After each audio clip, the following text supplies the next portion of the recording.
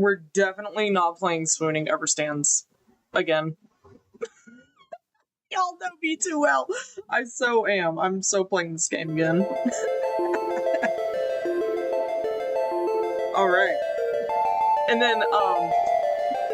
Let me pause this. Oh shit, it's still here. Anyway, nah, I'm gonna get rid of those because I'm gonna play this whole thing over. But, hang on. Shit. Okay. Well, whatever. I'm gonna be trying to play the whole Ford route today. Okay, anyway, let's get started. Or at least that's what you thought before the novelty wore thin.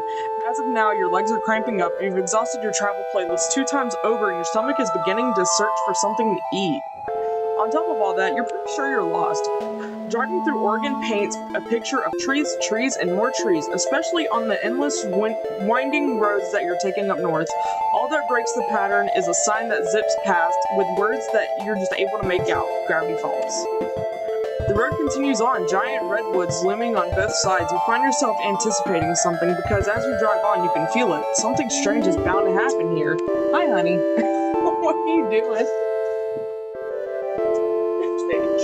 Oh, nice. The road continues on, giant... Oh, wait, I just said that. Blah. And that's when it happens. Your car picks up speed. The change came out of nowhere, and you quickly put your foot on the brakes, but horrifyingly, the car seems to be driving on its own willpower. Trying to stay calm despite the panic welling in your chest, you pull the emergency brake, only to find that the car resists and keeps moving forward like someone is pulling it, or something. Bleh. The car begins to rattle, the wheels screech against the country road, and you're screaming until... crash. Ah, shit. Here comes Pac-Man. There's smoke. Why is there smoke? You cough, fumble through the door, and manage to undo the lock just before the door is wrenched outward from your grasp. Something lands on your shoulder. A hand. Are you alright? Y'all already know what I'm fixing to say. Y'all already know. If my husband wasn't right here, y'all already know. I'm playing. A man stands at your open car door, his hand on your shoulder leaves to tilt your head up, and he pulls a flashlight from his coat, shining it in your eyes. 2 blinks, and he lets your chin go. His eyes dart over the rest of you, looking for injuries. Still stunned, all you can do is watch. What's your name? Okay. There we go. Alright, there we go. Daze, I'm staying for Pines, FORDS for short. I would shake your hand, but you look shaken up enough as it is. You seem far as I can tell, but you shouldn't head back out there anytime soon. Where on earth were you driving in such a hurry? You open your mouth to explain when a voice calls from inside the house. Poindexter, this better not be one of your experiments again. I've had this place rebuilt too many times to... The owner of the voice walks out of the house and stops slack-jawed at the side of your car in the side of your guessing his house. You must have hit your head earlier because you swear you could... Let's just start that whole sentence over. Jesus Christ. You must have hit your head earlier because you could swear you're seeing double. Sweet Moses, Ford, you've done it this time. What? This had nothing to do with me. I was testing my magnet gun and... It must have pulled this victim of circumstance into the house. I suppose it is entirely my fault. I'm incredibly sorry. Unsure of why you're reassuring this mystery man who just wrecked your car, you get a bit awkward shrug. It's alright? No, I must have done something wrong. A wire mix-up, perhaps. Probably, or the part potent... Honey... How do I say this word? Potentiometer?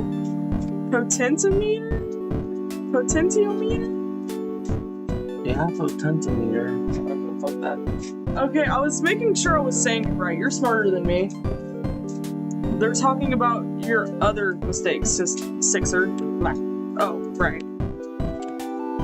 Hey, look, it's fine, alright? Sure, there's a dent in the hood from the shack signage, and a crack in the windshield that looks like an ominous triangle, but I'm sure she'll still run. You try to start the car, it sputters, but ultimately nothing happens. You feel like crying. Oh. Well, let's call a tow truck for this unfortunate soul right here and forget. I'll take care of it. You're right. It is cheaper to tow it yourself. Sixer, get that magnet gun out again. No, Stanley, I'm gonna fix this. What? Ha! You fix this mess? I figured out a few alien vehicles in my time. Nah, you're kidding me. It takes some sort of miracle worker to bring this baby back to life, and this miracle worker is on vacation. Stanley, a moment. Customer experience coordinator. Ooh la la. Hello. Sorry, I'm like looking at jobs at the same time while I'm streaming. Okay, hang on. I gotta go to my thing.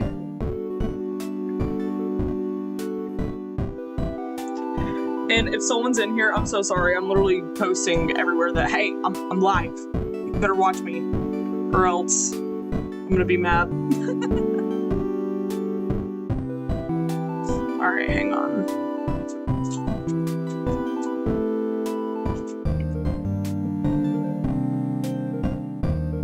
If someone's in here, I'm so sorry. I'm literally just trying to. I'm trying to get everybody in here because I want everybody in here. Damn it. Ba-boing. Ba-boing. Ba-boing. Wait, where else? Where else do I gotta go? Okay. I have like 7 Twitter accounts, so I have to like go on Twitter. Oh, Jesus, excuse me. Oh my god. Oh. Okay, hang on.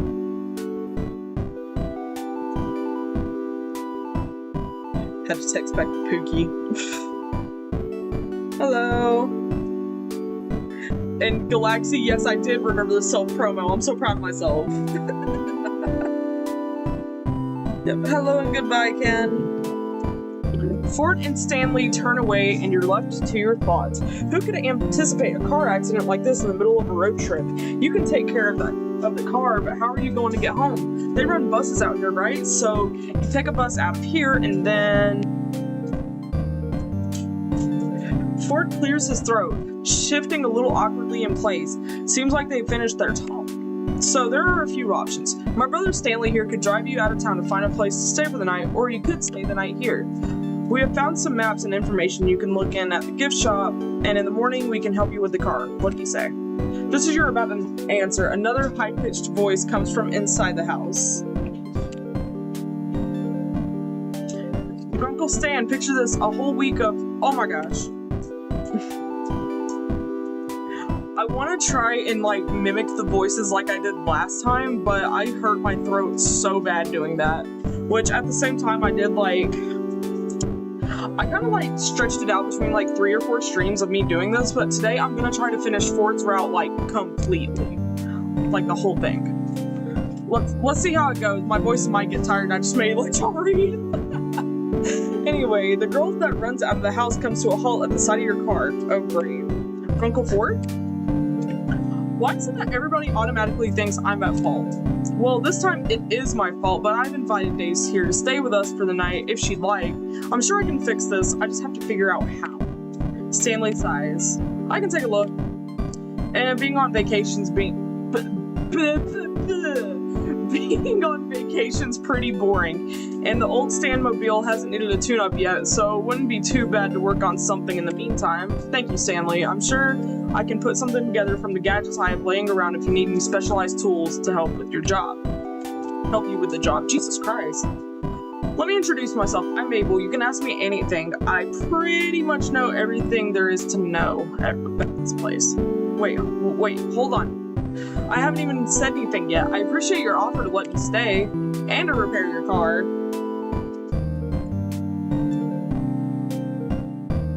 And yes, Galaxy, I am totally up to that because I need to get back on GTA. I need to get back on my GTA grind. And I need to get some money on there, Jesus Christ. Like, I'm literally like dirt poor on there like I am right now. It's bad whenever you're dirt poor in game and in real life. That's the worst. Oh god. Whichever one works best for you. Pants, what you doing, bud? Yeah, it'll be good as new in my hands. I mean, look at my Standmobile. She's been through the ringer who knows how many times, and she's still a beaut. He points out a red parked car a distance away. You can't really see how beautiful it is at this distance, but he does seem really confident. Well, this turn of events is fortuitous. Oh, I was like, what are you doing? But then I forgot you have to go to drill. That's right. Yeah, let's do Legacy tonight, Galaxy. Free repairs, free lodging. There's no better deal to be found, and if things don't work out, the town probably has some sort of auto repair shop you can head to instead.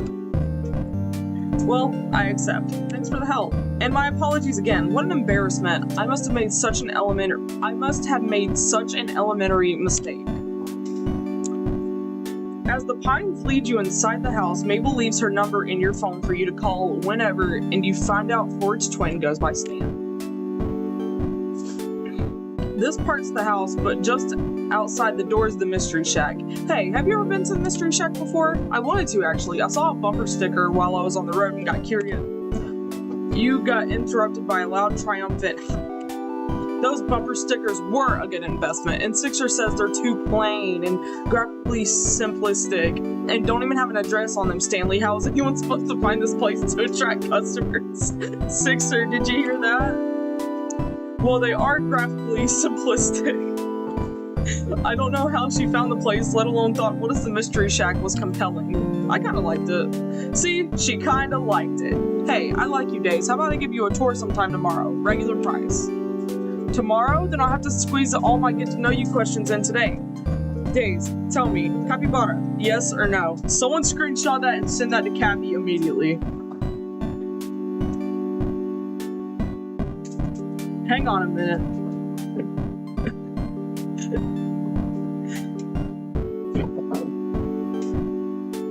Hang on. I'm taking a picture for Cappy because she likes capybaras. Or they like capybaras.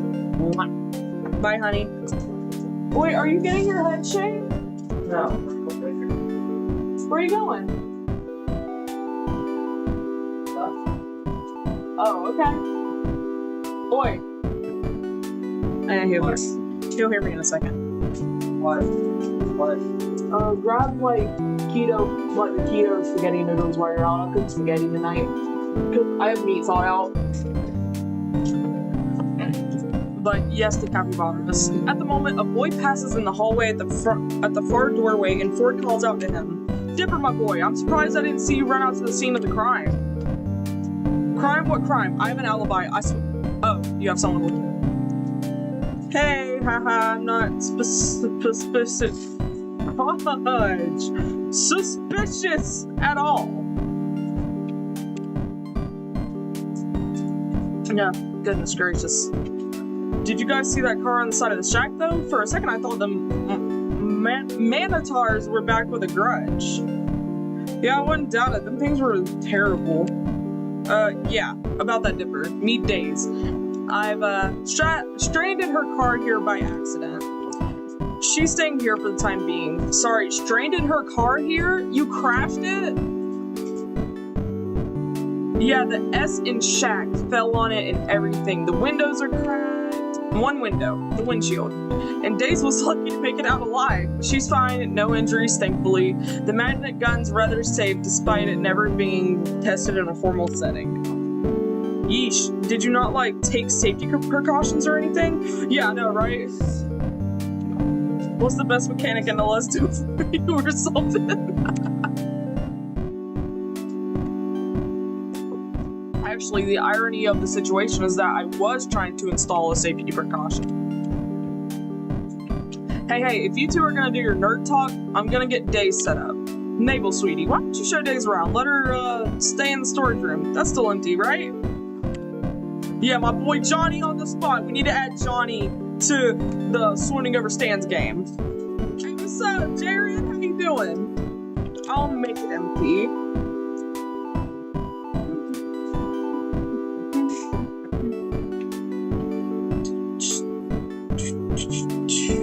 Okay, hang on. Let me go to a couple of other servers because, like, this is only 2 views. Dang it. 2!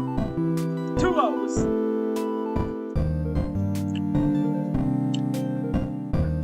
Crap, I don't have like any. I don't have any like Gravity Falls servers that I'm a part of anymore because like I was never active. I'm gonna cry. Promo. Wait, I got one!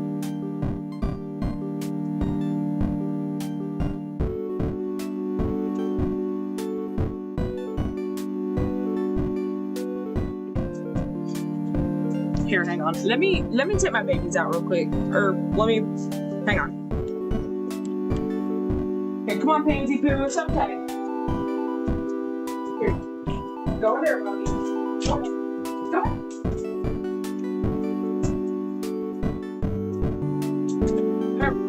Okay, I'm back. Oh, the rest of the day consists of Mabel showing you the storage room you'll be staying in, and then the kitchen, and then the living room, and the hallway, and the bathroom, and pretty much a comprehensive tour of the mundanities of a regular house. Eventually, you find out that the family is even more extended than you knew. The decorative dollies make a lot more sense knowing that a grandmother normally lives here, and her grandson, Zeus. Or was it Zeus? Whatever the name, you look forward to meeting him when he comes to work in the morning. When you go to the attic, Mabel opens the door to reveal Dipper, no stuck in his book, but you catch him occasionally glancing up at you as he pretends to read. Man, do y'all remember the first time I streamed this and I accidentally called him dipshit? And ooh, yes, Galaxy, I would love to do that, man. The next member of the family snorts up at you from Mabel's bed. A rotund pink pig who Mabel declares as her best friend and partner in crime, Waddles. The two are a perfect match, right down to the chubby cheeks and boopable noses. And in the evening, though you're still be in disbelief over the state of your car, the family dinner and after-dinner TV marathon you've been invited to made it seem like a normal guest stay rather than a forced circumstance. Hell yeah. Yeah, because I didn't even mean to call him dipshit, but like it just came out. I accidentally called him dipshit. But returning to the storage room Mabel had shown you earlier, you find an air mattress waiting for you and more pillows and sheets than a summer night warrants. He is a little dipshit sometimes, but it's okay. You wake up to the weak glare of sunlight streaming through the small high window in the wall. You can't remember your room having this kind of feature, or any hotel or motel room for that matter. And then yesterday comes crashing back to you. You glance at the time to see that you've slept into the afternoon. Experiencing the accident yesterday must have left you tired out. Despite having been assured yesterday evening that you were free to anything in the fridge, you still feel like you're imposing on the Pines family and try preparing as polite a guest breakfast as you can. You wash your dishes in the sink before you leave, and just as you're about to exit the kitchen, you bump into Ford. Excuse, oh. Your yes from yesterday, of course. For a good solid moment, Ford regards you in awkward silence. Ford clears his throat. I believe Stanley's taking a look at your car outside if you want to be there for it. You give a nod and make leave for real this time when Ford speaks up again. And Daze, I'm sorry for the accident. If I'd been smarter about, well, let's just say it's entirely my fault and you shouldn't worry about this at all. When it comes down to it, Stanley does have a knack for cars. I predict you'll be back on the road in a matter of weeks. You can't keep the dismay off your face, and you can't really bring yourself to try to either. What am I going to do with weeks? Ford, who'd gone kind of uncomfortable and closed off when your face fell, recovers at the prospect of a question he can answer. Well, there's the town to tour, of course, and the Mystery Shack. But if you ask me, that all pales in comparison to... Hold on. Do you hear that? Ford torns? He torns? Okay. That was... Okay. That was something. Okay, hang on. I'm gonna send a little bit more. Wait, actually, Galaxy, if you're still in here, can you put my thing in fucking Pookie Town? Or Pookieville?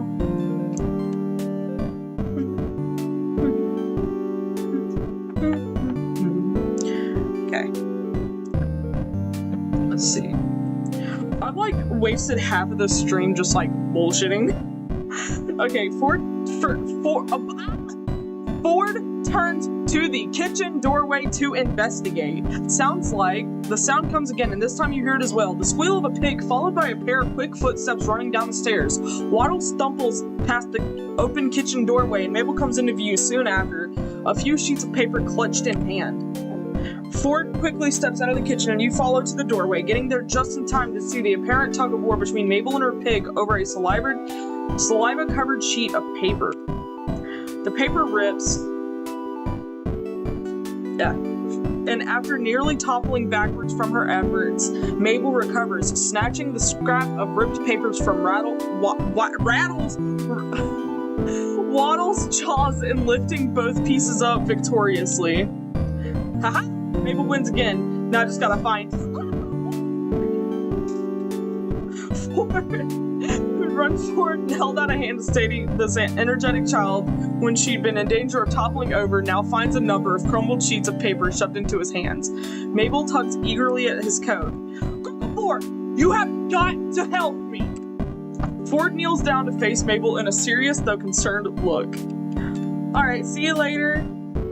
Slow down, Mabel. What's the matter?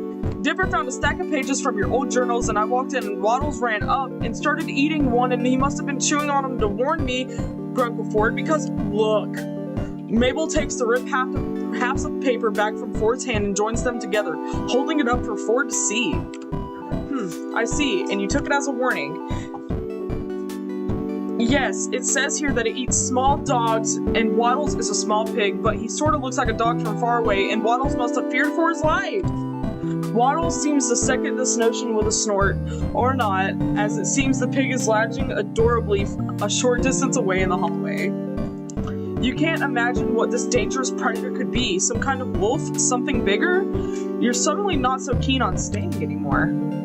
Remember the pterodactyl I told you about? Or pterodactyl? Oh my god, Doc would kill me if I said that. Pterodactyl. It's a pterodactyl. Waddles was so scared at the time, I can't let him leave my side. Pterodactyl? You suppose pigs are allowed in museums around here? How about I finish that repellent I never got around to completing? That'll keep Waddles safe from harm. Mabel flops down on the floor in relief. Grunkle Ford, you're a lifesaver. Waddles, you have nothing to fear.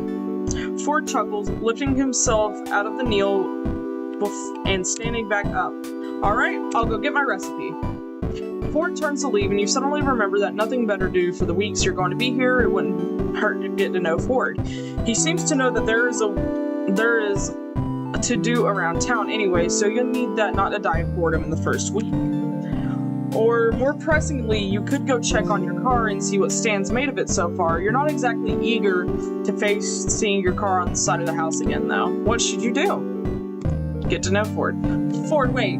Need help with that recipe? I can handle it myself. Oh, sassy.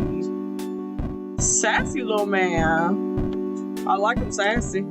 You sure you can use a hand?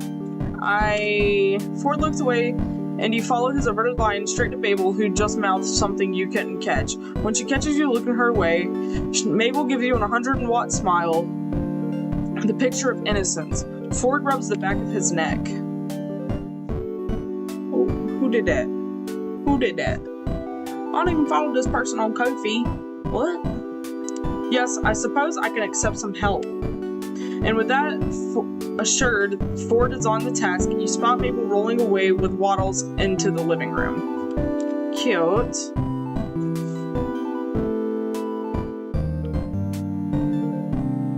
Let's see. Before we get started, I suppose I should give you an introduction. Daze, tell me, do you believe in the supernatural? Yes. Well, you're about to come face to face with the unexplainable yourself. When he puts it like that, you know what I'm saying? You see, Gravity Falls isn't some quiet, unassuming backwater town. Much more lurks below its surface.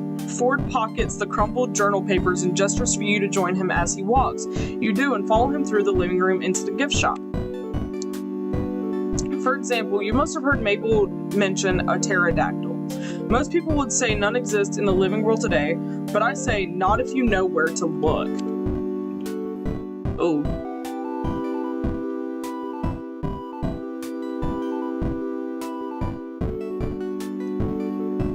Ford reaches under the cashier counter and retrieves a packet of vintage-looking gum, inspecting it for a moment before slipping it into his pocket. He looks around in thought. Hold on to my explanation for a moment. I need to retrieve more supplies.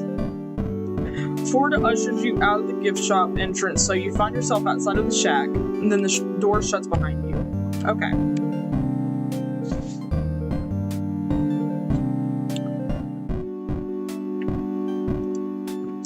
You correctly and politely just stand out here until Ford returns. You maybe scan the sky for a pterodactyl while you wait.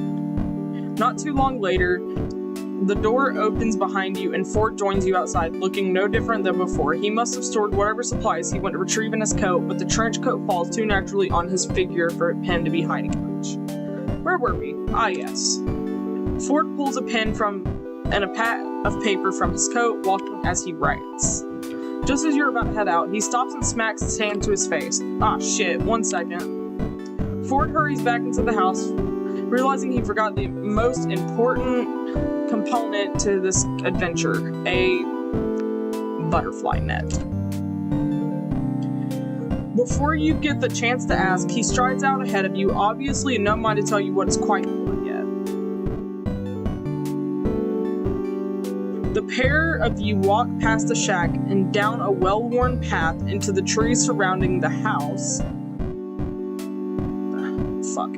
Sunlight peeking through the pines, he double-checks whatever he scribbled onto the paper and tucks it. Sorry, I'm trying to apply it at a job at the same time. Hang on, let me finish this real quick. Okay.